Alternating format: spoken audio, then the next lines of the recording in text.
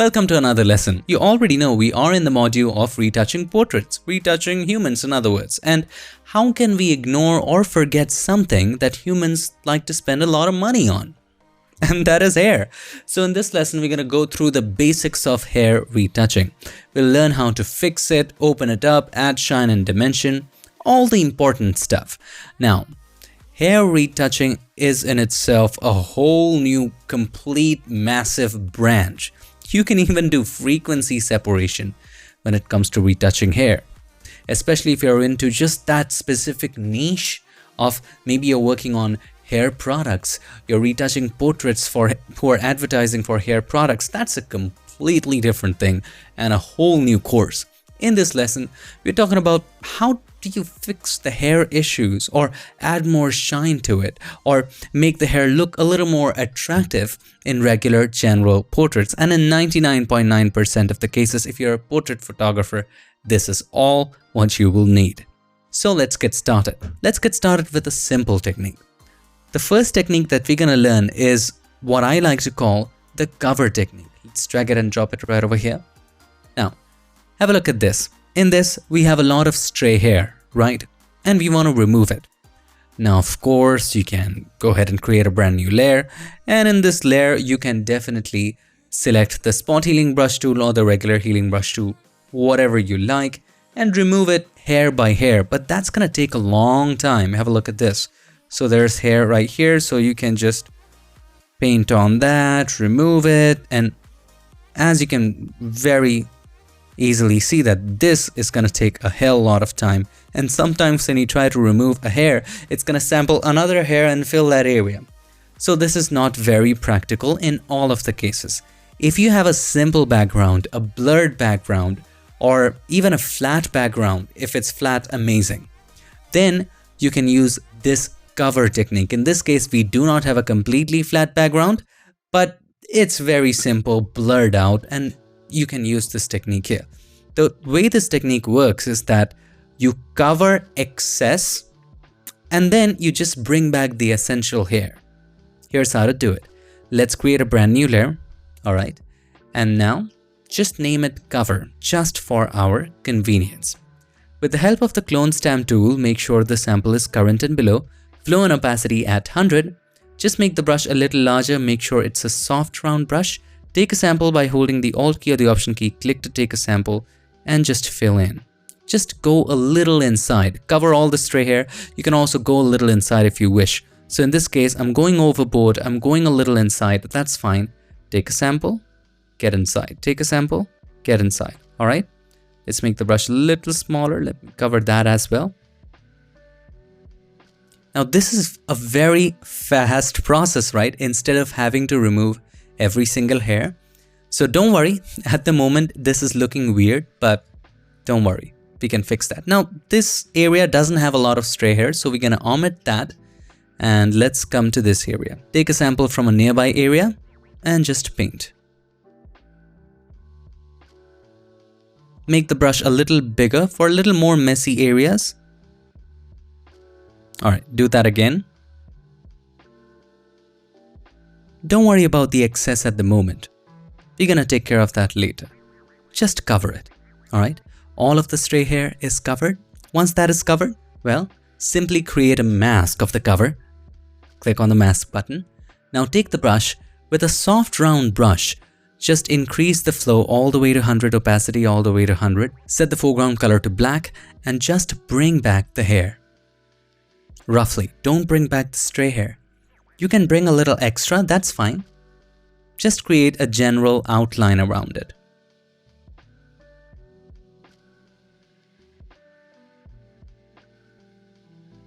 Do it on the other side as well. You can bring a little extra at the moment. Don't worry about that right now. All right, now it's magic time. Make the brush a little smaller. You can decrease the flow if you wish to in this case. So I'm gonna set it to about 10%. And now, with white as the foreground color, slowly and gradually paint over these flyaway hair or stray hair. As simple as that. See how simple that was? Instead of having to remove it one by one, I'm going to increase the flow to about 30%. This is also a good way to blend in the excessive stray hair gone from that side. Also make sure that the hair is not just coming out of nowhere in the background. For example, in this case, we erase this area. Where is this hair coming from? So bring that back. That is unavoidable. You have to keep that stray hair. So some stray hairs are stray hair because the plural of hair is unavoidable. Similarly, in this case, let's erase the extras. If you want to bring back something, press X, paint that area with black. Also, it's important to keep it a little natural. Don't make the edge absolutely sharp, as if there's no stray hair. You can keep it soft. Okay? Now have a look at the before and after. We didn't do much and we didn't spend a lot of time. Here's the before, lot of stray hair. Here's the after, all of that is gone. See? See in this side how nicely it's blending? Let me share this with you. Here's the before and here's the after. All of that excess gone. Now, in this case, we are losing parts of her top, so let's bring that back. And there you go. So this, my friend, is the cover technique to easily remove stray hair or flyaway hair. Keep that in mind that this technique will work if you have a simple background. If it's a blurred background or a flat background, this will work excellent. Now, if your image has a complicated background, there are a couple techniques that you can try. Now, earlier, I used to recommend using the dust and scratches, but I don't recommend it now because it doesn't work where there are clusters of hair. Let me just quickly show that to you, just for fun, all right? We're not going to use this technique, but for maybe some of you, it might just spark something in your mind. Let's take a look. So the way dust and scratches works is that it is usually made to remove those tiny little scratches from products if you're doing product photography. So we can set the settings so that it analyzes the stray hair as dust particles and remove it. To make this work, press Ctrl or Command J and then go to Filter and Convert for Smart Filters. Convert this into a smart object. Then let's go to Filter, Noise, and then Dust and Scratches. See, it's gone, but it also retains the edges. It's a nice painting effect, isn't it? Have a look at it. It's a cool effect. As I told you, it might spark something. Anyway, so first of all, we keep the threshold all the way to 0. Then we gradually increase the radius and stop at the point where all of the stray hair is gone. So for this example, 24 is the right number. Then we start increasing the threshold to preserve the edge. And we have to stop at the point where the hair begins to show up. So at about 5 or 6 right now, have a look. The hair is beginning to show up, so we don't have to go that high. Probably 6 was okay, hit okay. Now, all of the stray hair is gone, and the edges are also intact, but we just cannot apply it all throughout. So select the mask of the smart filter. Keep in mind, whenever you add a filter to a smart object, it's added as a smart filter so that you can change the values later. But the other advantage is that the smart filters come with a mask. Press Ctrl or Command I with the mask selected. Take the brush, white as the foreground color, and just simply paint over. Make sure the flow is at 100%. Simply paint over the stray hair. Now, this works for most cases where there's just one stray hair out. It kind of worked. Maybe we have to add some noise to just take the excess smoothness away and match it with that of the noise of the image. But it kind of works when there are lone single hair. But whenever there's a cluster, it just won't work. See, the clusters are just coming together. So that's why I don't recommend this technique anymore. Maybe if there are lots of single stray hair too far apart, this technique can be helpful, but in most cases, it is not as effective. I think there are other techniques which are far more effective. So for this image, I would simply recommend using the spot healing brush tool. So create a brand new layer, choose the spot healing brush tool, make sure the blend mode is normal, and just paint in. Also, while you're painting, take it all the way in so that Photoshop creates that edge. If you don't take it all the way in, have a look what happens. Sometimes it creates that extra hair. In this case, it didn't, but a lot of times it does. So there you go. It creates that edge. Have a look right here. If I paint it halfway, it's creating that hair. So that is why I recommend that whenever you're removing this, go all the way a little inside as well. Now it's creating some random stuff. Don't worry about that. For all the random stuff, you can always use the clone stamp tool when nothing works. So this is the only way, in my opinion, to get rid of stray hair in complicated scenarios. Have a look at this area. If you don't take it all the way through, it can create hair which we don't want. So take it all the way in while you're painting over a particular hair that you want to remove. And now have a look. It just created an additional hair going inside, so that is helpful. So in cases like this, you would have to use this technique and remove one hair at a time. So there you go. You can take all the time in the world to do it. So that's how to do it. Now it's on its separate layer, so it's a little non-destructive. Now you might ask, Unmesh, what about the complicated areas? Let's take a look at this area.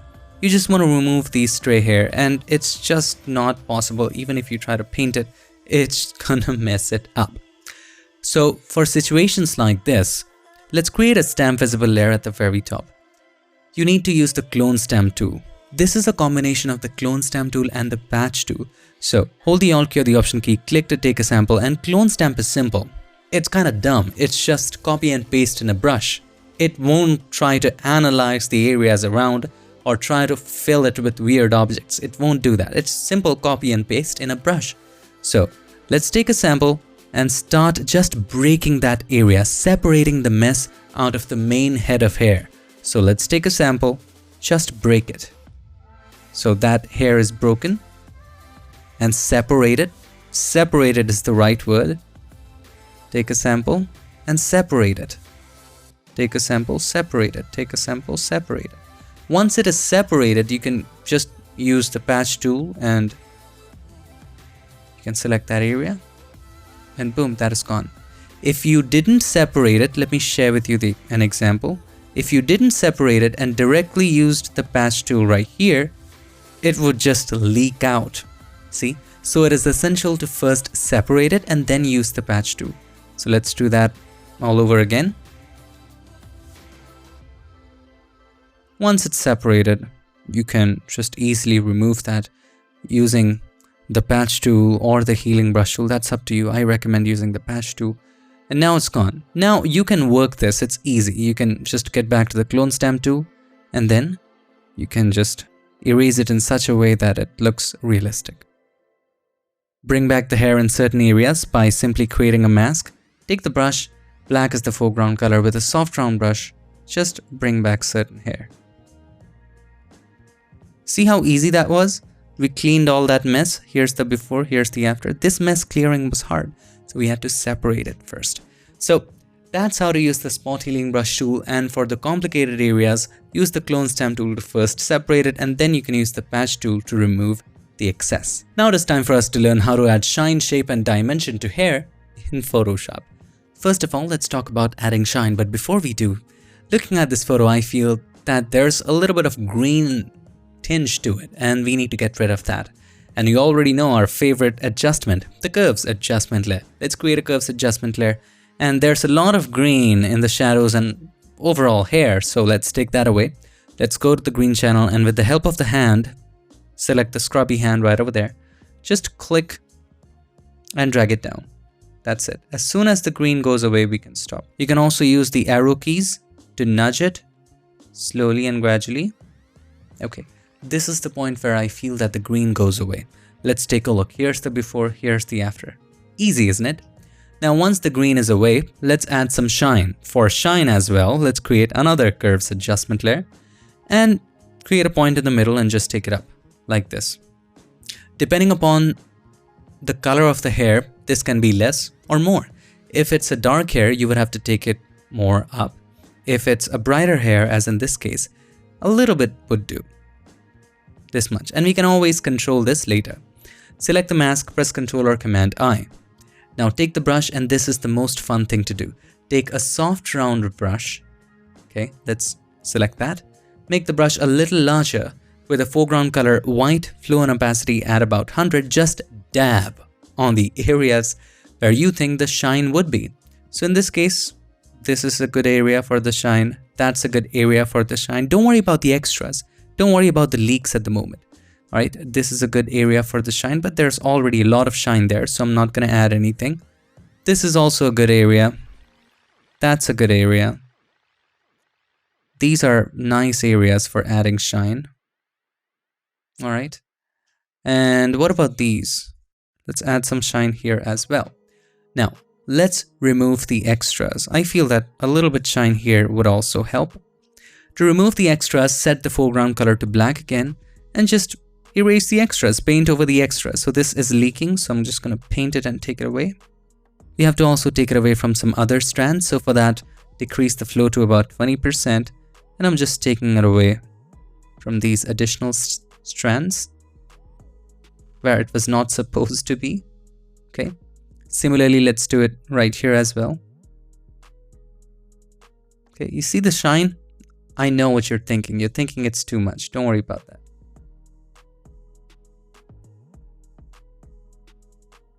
All right. Once they're gone from the excessive areas, let's remove the excess from the outside. I'm going to increase the flow back to 100. We don't want it to be leaking on the outside. Inside, it's okay, but outside, it's not tolerable. Okay, there you have it. Now, to remove the shine from the dark areas and make it even more defining, you're going to take the help of Blend If. So double click on the right hand side of the layer. Take the slider of the underlying layer from left to right. Have a look, it's taking it away from dark areas, but as usual, this is harsh. So hold the Alt key or the Option key, click on the slider to break it apart and take one side all the way to the left and slowly and gradually take the other side to the right. Now, depending upon your image, your values might be different, but I feel for this image, this is a good place. So here's the before, here's the after. Just look at the shine. So you can now control the opacity of how much shine you want. So I feel 77 is okay. Now on top of that, you can just modify it. You can go to the red channel, you can increase it or decrease it to see what looks good to you. I feel that a little bit of red looks okay. Maybe I'll add a little more yellow to it as well and go to the green channel and probably decrease it a little bit as well. So this also adds a little bit of color to it. Look at the richness right now. On top of that, if you feel, and this is optional and that's why I kept it as a last step, if you feel you can create a stamp visible layer at the top, go to filter, convert for smart filters, hit OK. Go to filter and then liquify and just open up the hair. In this case, it's not that much required, but you can do it. With the forward warp tool, make the brush of the size of the thing that you want to move. Remember, we talked about this earlier. The area that is flowing and coming out, that area, you can just push it a little outside. Just a little, not much. Don't just push out all of the hair. See how dense the hair looks right now? Now, if you don't want to affect the face while you're doing it, you can also use the freeze mask tool right here and paint over the face so that no matter what you do, the face won't be affected. Okay, so you can do that.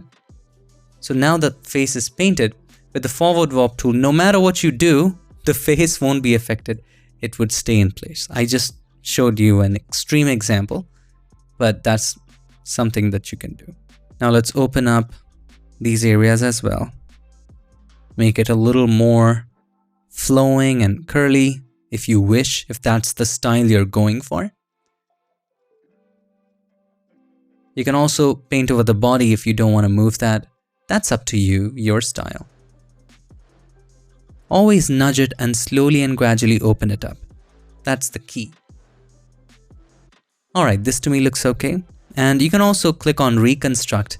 And if you think you move too much, you can just decrease the amount and slowly and gradually increase it and stop it at the point where you feel it's okay. I really feel this is too much, so I'm gonna keep it at about... This is actually fun to watch, isn't it?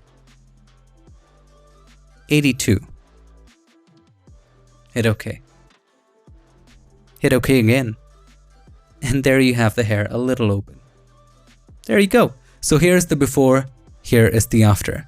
We have the color cast removed, some shine and dimension to the hair, and they opened it up as well. So that's how to work with hair in Photoshop. By the way, did you notice that all of these little techniques that we are using at least most of it, is something that we have learned before in the basics, like the curves adjustment layer, or the blend if section, or liquify. It's all of the same tools and features that we are using it again and again and creating a technique out of it. That is why it is so essential to just master the basics, master the concepts. Then you can create a technique of your own. I hope this lesson helped you. I hope you're enjoying the Photoshop journey so far. Thank you so much for watching. See you in the next lesson. Till then, stay tuned and make sure that you keep creating.